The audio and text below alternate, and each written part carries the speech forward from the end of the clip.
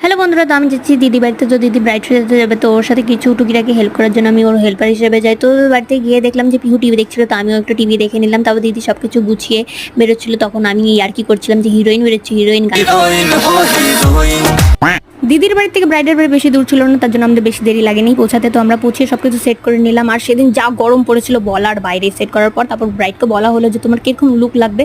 তো ব্রাইড বললো যে আমার কোনো ডিমান্ড নেই, তুমি যেরকম ইচ্ছা সেভাবে সাজিয়ে দাও যাতে আমাকে ভালো লাগে। গরমের জন্য ব্রাইড ভীষণ ঘেমে যাচ্ছিল, তার জন্য দিদি একদম সিম্পল মেকআপ করে দিয়েছিল। আর মেকআপ কমপ্লিট হওয়ার পর থেকে সবাই কমপ্লিমেন্ট দেওয়া শুরু করে দিয়েছে, খুব সুন্দর লাগছে, খুব ভালো লাগছে। ভিডিওর থেকে বেশি রিয়েলে আরো বেশি মিষ্টি লাগছিল ব্রাইডকে। ফোনের ক্যামেরা আমার অত একটা ভালো না, তবুও তোমাদেরকে কয়েকটা ফটো দেখাবো, জাস্ট দেখো তোমরা ফাইনাল লুক।